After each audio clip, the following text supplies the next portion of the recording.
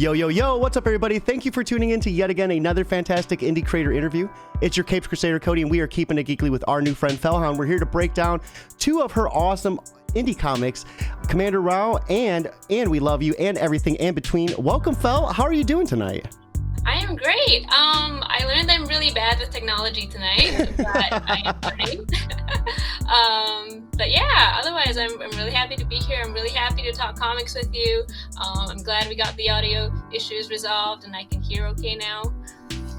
Oh yeah, not a problem at all. I've been on that end where I've had to kind of just fight through the echo, hearing the echo, and it is a nightmare. So like I said, if we can kind of eliminate that, that would make just everything better overall. So technical difficulties aside, it's time to get sad. Time to get sad. Break down some very emotional, devastating comics. But before we do that, let's break down who you are and how you got into creating them. Yeah, for sure. So hi everybody, my name is Hound. I am the creator of Commander Rao and We Love You. They are dystopian action war comics that are very sad, very queer, very actiony. And the character has rocket boots, and everyone loves rocket boots, right? Rocket boots are the best. Yeah. I've also been in a couple anthologies. Off the top of my head, I'm in Yule, which was also nominated for Ringo for Best Anthology. If you're listening, you have 3 more hours left to vote, so please vote Commander Rao and Yule and the Ringos. I'm also an editor for a queer publisher called Extra Pages Press. We have a Kickstarter running right now called Sharp Wit and the Company of Women, which is a queer sword lady anthology. If that's something you're into, check it out. Other than that, I like to do a lot of covers and pinups for indie comics, and I really like to draw sword ladies. We have our good friend Guardian Andrew over on Twitch clapping hard, saying woo. We have El Crudo over on YouTube stopping in to say what up and great work, good luck. Yeah, I had the opportunity to read And We Love You, and I was not prepared. I kept hearing, everyone saying, get ready to be sad. I'm like, okay, it can't be that sad. But then I read it and I'm like, wow, this is way sadder than I thought. I mean, this is like Homeward Bound times like a billion sadness. Like, I was not prepared for it. What inspired you to go this route with this story? I mean, I don't know how much of it you want to spoil and how much you don't, but there's a lot of interesting things I've read and seen that I really wasn't used to with other like traditional comics, like especially the paneling. We were talking about that before stage, and the layout and the paneling is just so chef kiss. It's amazing. Oh my gosh, thank you so much. So I've actually had this idea for And We Love You for like 10 years. It started out as like a 4-page short comic called The Girl with Technicolor Blood. I drew it on like, printer paper and ballpoint pen, but I really kind of sucked at drawing back then. It did not look very good. I felt like I had a really kind of cool idea on how to exercise this visual storytelling, but I didn't have the skill to do it. So then I just kind of kept drawing it. I redrew it in 2015. I actually posted it on the internet. I posted it on Reddit. It still didn't look great, so it didn't really go anywhere. And then eventually it kind of, I guess, like took a while before I got good enough and I wanted to attempt this comic again. It's actually a very personal comic. It deals with a lot of themes of death and grief and loss, and it's something I guess I've always wanted to kind of write about and explore in a way to just kind of vent my own feelings on the subject. But yeah, now it's finally out there in its 3rd iteration after almost 10 years, and I'm very happy about that. The hard work definitely shows, because every part of this is just firing on all cylinders. I loved the way you quote unquote bled the future and then memories from the past. So while she's laying out there bleeding out, we're seeing her memories and her story like live out in this puddle of blood, and that was just so like I've never seen that before. What inspired that level of paneling? Because it was so unique. That was awesome. Thank you so much. So the way that I got into comics was that I read this book, and that book was called Batwoman Elegy from J.H. Williams.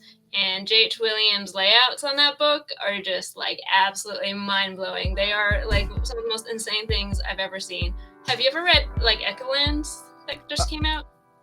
Maybe. I can't really remember right now. I think I might have or either seen it. Yeah, it's like a landscape comic that it's also drawn by J.H. Williams, but like the way he does layouts is that they're absolutely bonkers. They look so cool. They do a lot of things that you don't expect comics to do. They're very, I guess, I don't know, they almost look like visual poetry in a way. But I was really, really inspired by his art and the way that he handles layouts and how unconventional they are. And, you know, it's always been my dream to be able to make a comic like that kind of blew people away with the layouts, and that and that kind of made the layouts a part of the story.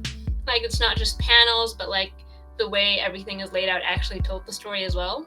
So I think that's what I kind of wanted to do, you know, all those years ago, and still kind of what I want to do now. I want to really push the layout, experiment with it, and just try to take the medium in bold new directions and see where it goes.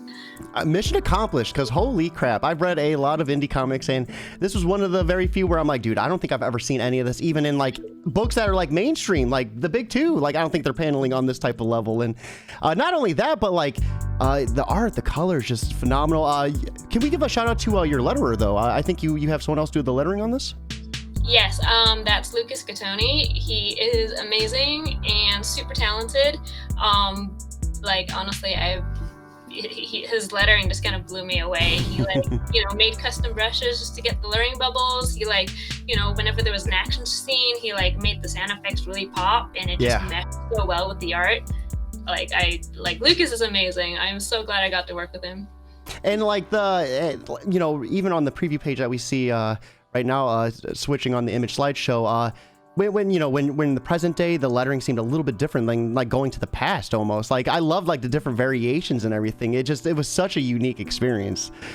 So I'm curious though, give us a little bit about the main protagonist, Julie, because she has, you know, obviously the pivotal role in this book, but it doesn't stop with just this book. She's involved in another one as well, correct? Yes, so she has a smaller role in the next book, but in And We Love You, it's really Julie's story. And Julie is a young girl who grew up in this kind of dystopian future where there is a massive war being waged by this evil baron against a place called the United Republic. And Julie had a very troubled childhood. She had a very troubled upbringing.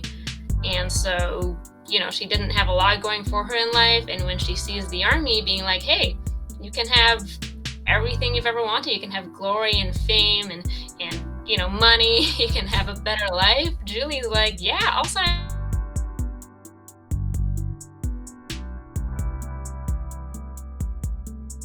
And we might have a little bit of an issue, connectivity issue right now. Everyone watching will be back in just a few seconds. No worries. The great thing about post-production, though, is we can clean this all up. Hey, there you are. Welcome back. Yeah, and that was another thing, was blip. But anyway, she signs up for war. And finds out that it's really not what they make it seem like it is. It's all propaganda, and war is a terrible, terrible thing. And yeah, we have J. Michael Miller over on YouTube stopping in to say, I love this comic. Yeah, I love this comic too. I was just asking Phil, I'm like, where can I buy the physical? I need this physical. Speaking of where people can buy this, you know, where all can people buy And We Love You and Commander Row? Yeah, so you can find both of those comics, at least the Kickstarter versions, on my website at foulhoundart.com/store.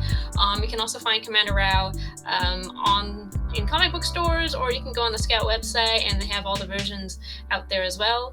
And We Love You, I think, should be coming to stores next year sometime. But if you don't want to wait, then you can always just grab it from my web store. I have many copies left, so please buy one. I love, there are so many awesome little Easter eggs in this too. One scene in particular with Julie and Casey is the Captain Marvel comic. When they're sitting, they're getting the mail call. I love all the little Easter eggs too in this. It seems like there was so much love and heart put into this, and it just like radiates it. Yeah, there are actually so many Easter eggs. Like, I've been tempted to just go through the list of all the little Easter eggs. But yeah, Captain Marvel's in it. There's a lot of so one of the characters, Casey, really loves comic books, so I put in like some of my friends' comics in there as well. The editor of And We Love You, Frankie White, he had a comic called 20 Fists, and in one of the first few pages, it's kind of covered by the lettering. But if you took away the lettering, you'll see that Julie is actually wearing a 20 Fists shirt. So I want to get rid of that. But yeah, and there's even references to like my earlier comic, Do You Believe in an Afterlife? there's 2 characters from that who have as cameos in this book, and I was just like, let's see how much I can put in. I love that. I love that a lot. So you said a big part of this story was like the propaganda around war and everything, and I really think that is showcased well. I when I was reading this, you've seen like all the hope, you know, quickly get washed away, and this, you know, Julian and her squad, they're really like left to, you know, fend for themselves, and I thought that was such a bleak situation to not only start out with, but to build back up into. I thought like that level of storytelling was just like remarkable. Thank you. So when I was kind of making this book, I started watching a lot of, I guess, war documentaries and war movies. I watched a lot of like World War I, World War II movies, and there was this one in particular called, I think it was like They Shall Not Grow Old by Peter Jackson. It's about World War I, and it's taken from like the perspective of a lot of the soldiers who fought in World War I and how they kind of joined up and how they were really kind of shaken when they actually went to the front lines and just saw how devastating it was. And I don't know, I feel like in some ways with media the way it is now, we've become, you know, you always hear about bad news, and I feel like people are becoming a little desensitized to it in some ways because there's so much of it. And I think a part of why I wanted to make this comic is to just also be like a reminder that we can't get complacent about bad stuff happening. Like, we have to feel bad about it so that we can do something to stop it. I think the way you explain that is like a way I haven't heard. Like you're 100% right with that. Like, it's almost the norm now, you know, to see like those horrible like cartel videos or the after effects of the ongoing war, and people just share it left and right, and they're like, oh, look at this is funny, but it's not, it's horrific. You know, 20 years ago, we would not have been as desensitized to that, you know, as we are today. So how do you go about fighting against that within this book? Like, what are some of the ways you go to show like that, you know, we don't want to go towards being okay with that? Yeah, I mean, ultimately, I think these are war comics, but, you know, I don't feel like it's right to make a war comic that isn't inherently anti-war in some way, because, like, you know, war is not a good thing. It's never a good thing. But, I mean, short of just showing how awful it is, I think it's, I guess from my perspective, sort of breaking down a lot of the propaganda almost that I see in a lot of military like places, you know, the fighting for fame and fighting for glory, and how it's not really like that once you make it to the front lines. Like, there's there's that saying how war has no winners, really, because no matter what you do, there's always this huge cost of human suffering, and I wanted to make that almost like the main theme of And We Love You, like the death and the suffering, and how, you know, people's whole lives are taken away, and, you know, a lot of us don't really know who those people are, but they have so much rich history and rich story that we will never know, and that's kind of sad to think about in some ways. I'm getting emotional again. We have our Ham Productions over on YouTube. Pete Jackson's documentary is a must watch. I'm gonna have to watch it now. I've seen a couple. I think Band of Brothers was like the last big like series that I watched, and that was pretty good too, I felt. But I'm gonna have to check out Pete Jackson. Yeah, I actually started Band of Brothers too as well. I didn't finish it. I was only a couple episodes in, but yeah. Also another great war movie, 1917. Yeah. What's the other one too? The tank one, Fury. I haven't seen that one though. Yeah. Yeah, that one's pretty good too. That's pretty graphic. I'll put it on my watch list. So, I mean, this story starts off in a really interesting way, too, I thought. You know, you have your main character effectively die. Was that a challenge for you? You know, keeping the story going, keeping the pacing going, and keeping readers, like, interested in the story, knowing that ultimately she's dead. You know, that seems like it would be a heavy thing to write around.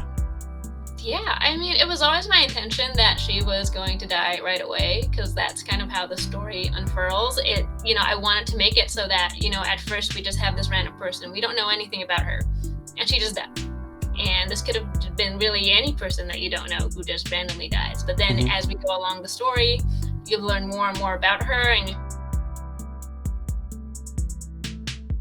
I wish I was really good at editing, because I would have like a Thanos like pop up and just snap at this moment, but I'm not that good.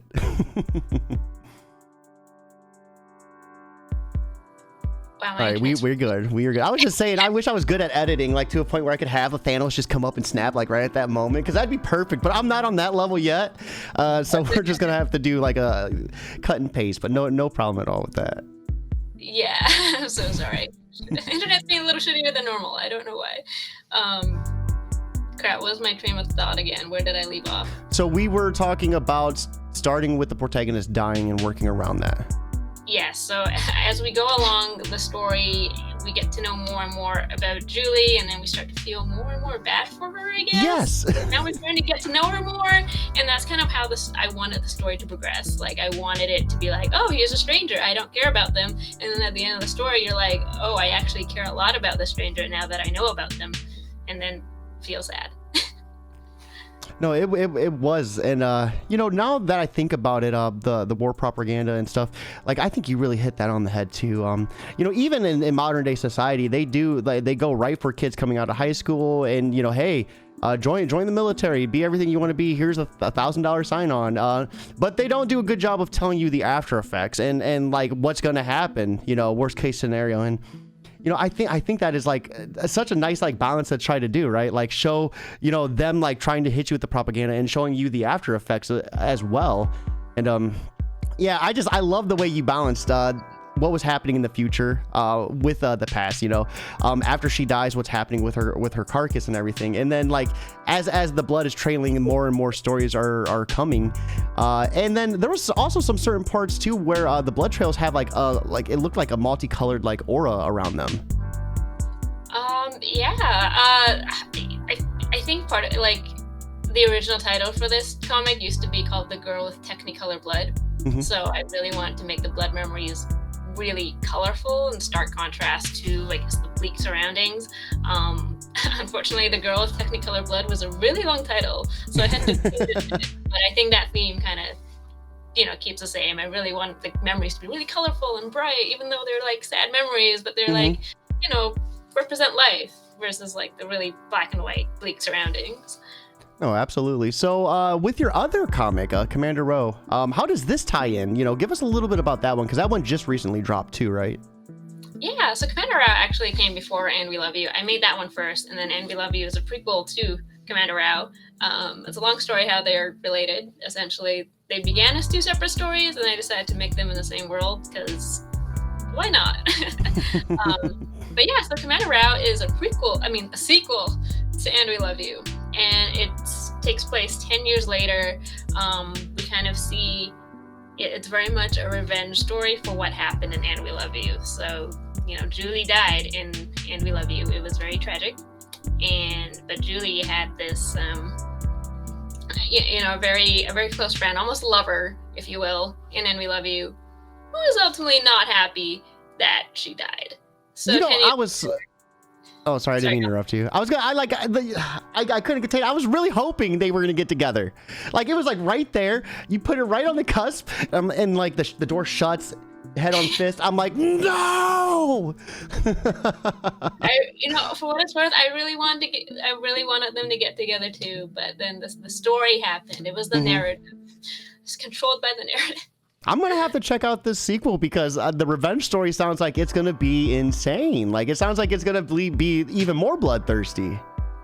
It is very much. You get to see a grown-up Casey just going around murdering bad guys, just going bonkers. And yeah, there's also a lot of Easter eggs between the two books as well. So mm-hmm. maybe if you read both of them, you can kind of catch both of them.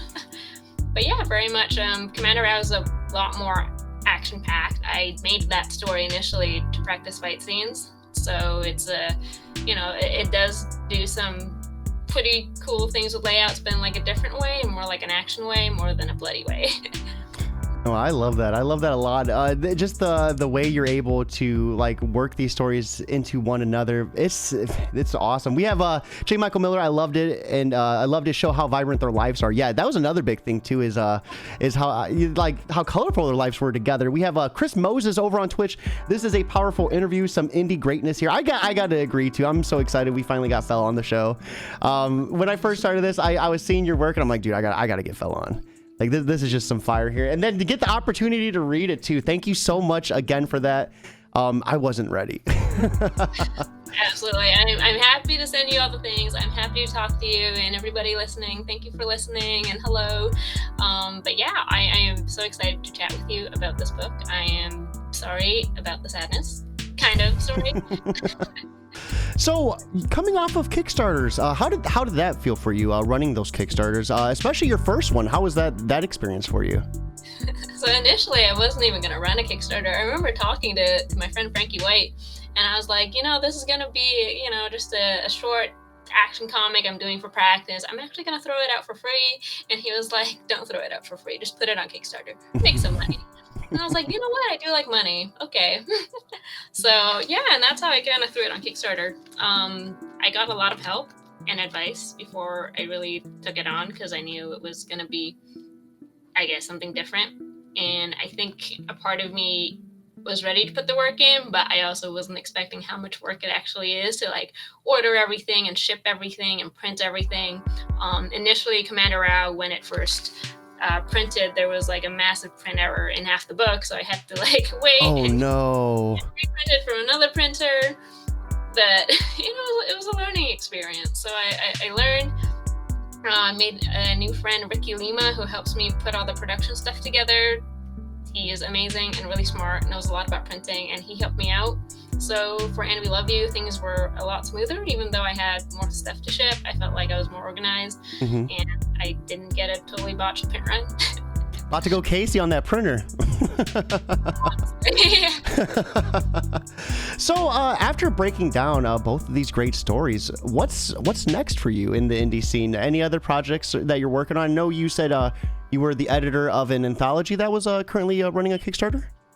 Yeah, so me and my friends Brent and Michelle at Extra Pages Press. So Extra Pages Press is like Brent and Michelle's baby. They made like a queer publishing house to kind of make a lot of queer anthologies, and we are currently running our second one called Sharp Wit and the Company of Women, abbreviated to SWAT Cow. It's pretty much a queer sword lady anthology, and it's very cool. We've got a lot of really cool talent on board. We have like Leanna Kangas and Justin Richards. We've got Danny Lawrence, Guy Patridge. A lot of other people, I don't know why names are escaping me, but it's all very cool people. Like the art looks beautiful. We are almost at 50% funding. Let's go. Like a day and a half. So hopefully by the time this campaign ends, we will have all the funding we need to make it come to life. Our cover art is by the amazing Tila Lote, who drew like this beautiful, beautiful cover art. And yeah, if anybody wants to check it out, swatcow.com, you can find the Kickstarter. Was that acronym like on purpose? So I didn't make the title. That's kind of Brett and Michelle's thing. I would like to say that it was kind of on purpose because I think it's so funny to say SWAT cow. I'm just thinking of like a SWAT team of cows like busting in the door. Moo! Right? Or like getting the fly swatter and just swatting the cows. Like, that's why I can't do art. I'm not creative on that level right there. So, Fel, before we begin wrapping things up completely, I always love ending this interview on a strong note because as much as this is a podcast where we really showcase you and your work, it's a nice learning platform for anyone who might be new in the scene, who's watching and trying to pick up on some nuggets of wisdom. So with that being said, for anyone who's watching and maybe they're struggling with just getting writing done or getting the art process started, what type of advice would you offer them to help them get motivated just to get started? Ooh, that's a great question. My biggest thing always is to make and draw what you love and not worry about what other people want. I feel like if you start drawing things for other people, you get burnt out really quickly and you lose sight of what makes you happy. So honestly, just draw what you want, and passion follows passion. If people see that you're excited about what you're making, then they will be excited about what you're making as well. So yeah, just have fun with it. Draw what you want and do what you love, and hopefully things will go from there. That's awesome. I love that piece of advice because your passion is what's going to get you going through the days where you don't want to go, right? Like it's like what pushes you to go harder and harder. Arham Productions already backed. Can't wait to read it. I believe that was about the SWAT Cow anthology. Oh, nice. Yeah, we'll be dropping that link in the post-production video as well for anyone that's watching. So Fel, thank you so much for coming back on. I appreciate this. This was such an awesome sit down as well. Everyone watching, be sure to check out the links. We're gonna have the link to the store for both issues, Commander Row and We Love You. And then I'll drop that anthology in there as well. Fel, thank you so much for swinging by. Everyone watching, it is New Comic Book Day. Treat yourself to some new books and check out those links. With that being said, we are going to be logging off. I hope you all have an awesome night, but most importantly, keep it geekly.